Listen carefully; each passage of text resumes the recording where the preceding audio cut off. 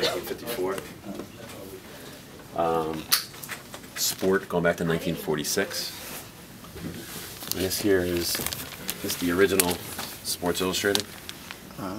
You would think they would have that like behind glass or something, or digitized or something, but that's not the case.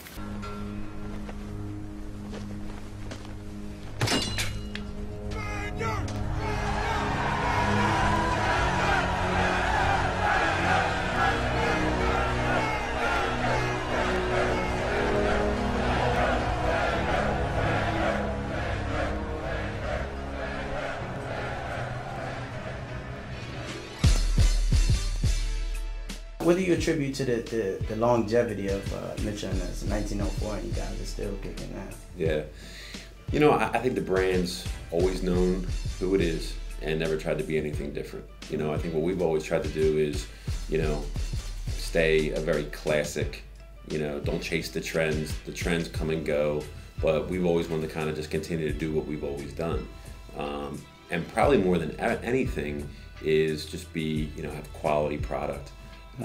You know, I think quality speaks for itself. I think you develop a reputation, and we've had a heritage for 100+ years, and I think what people come to expect is, you know, the quality, not just the design of it, but how it's produced, where it's sold, and how it stands the test of time. And I think that's what Mitchell Ness has been able to do for, you know, 107 years at this point. I mean, look at that. Isn't it? Bob Good. Right?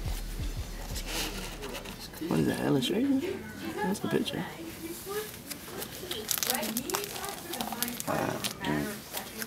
But I mean, you know, this is the kind of stuff that it serves two purposes for us. One is when we make a jersey, it has to be 100% as it was worn, from the material to like the location of like the patches and the logos and what the fonts are. So that all requires research.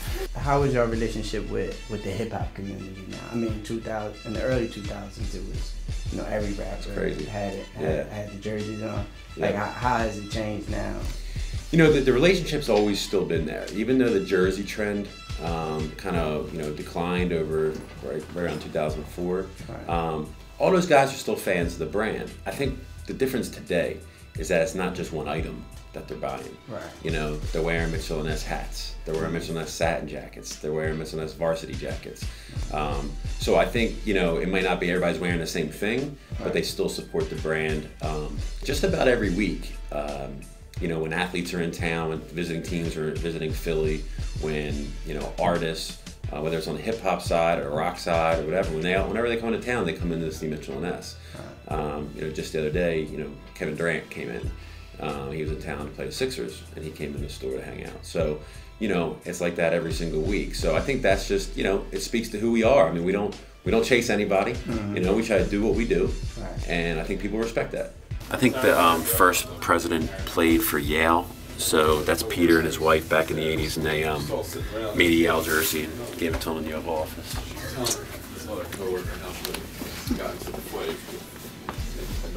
So now a lot of people want to attribute the whole jersey craze and phase ending to the, you know, the famous Jay-Z line. Right. And I don't wear jerseys, I'm 30 plus. Give me a crisp pair of jeans, nigga, button up.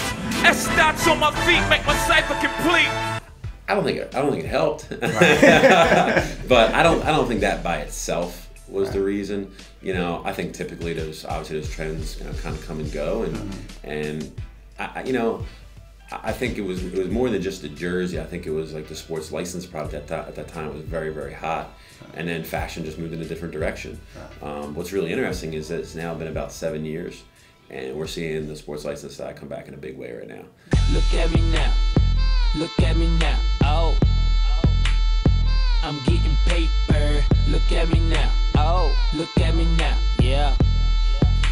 How, as a brand for other aspiring companies who are building their companies, you know, going through the tough times, because you guys have been through a lot of tough times. Sure. So how do you stay ahead with that mission and keep focused on that mission? Yeah, I think first you got to know who you are, and you can't try to be something that you're not. And I don't think I think we really hold true to that.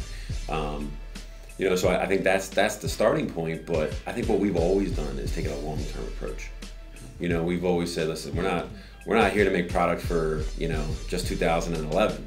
I mean, you know, the short term will come back and bite you if you do it, you know, the wrong way. And so we've always taken a long-term approach to the brand, and just, you know, again, just kind of like putting up those guardrails, you know, and saying, okay, well, we're gonna really be, you know, creative inside, you know, that, and but don't go too far outside that, because then, you know, you're not being who you are. And so I think we really do know who we are, and we're not trying to be somebody else. You know, it started as a golf and tennis company, and if you look at these, they still have the Mitchell Ness branding on there. And a lot of times what happens is we'll find stuff on auctions, especially online today. In fact, about 2 weeks ago, somebody did an auction. They were selling game-worn product, and there was an Eagles jersey from, I think, 1945 or something like that. It was a Mitchell Ness Eagles jersey. So we bid on that to win the auction to have that jersey. So when you go to the store, you'll get to see behind like the glass cases, like a lot of the real authentic pieces.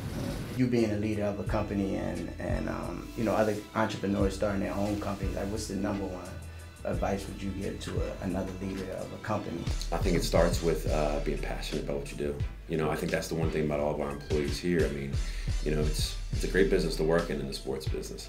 You know, if you're a fan of sports, and I think everybody wants to be an athlete, but, you know, most of us aren't getting that paycheck. So, you know, I think the next best thing is how can you stay, you know, for me, how could I stay, you know, in a sports game? And, you know, it was a great opportunity to kind of blend both my sports passion and business passion. And so I think for whatever business you're trying to get into, you got to be passionate about it, you know, because if you don't love what you do, it's going to show. And I think, you know, our people here, man, people love the brand, but they love what we represent to sports and what we represent to fashion. And I think that's what makes everybody great here. So I think that's probably the most important starting point, because that'll really help dictate everything that comes after that. Cool. Mitchell Ness is the only company in the world that can make Michael Jordan jerseys. So since 2002, when Reebok took over the rights for the NBA, Nike wasn't allowed. They weren't going to allow Nike to make Jordan jerseys, and Nike wasn't going to give the rights to Jordan to Reebok. So nobody was making them. And in 2006, we signed a deal with Brand Jordan and Michael, and then we released the first jersey All-Star Weekend in 2007.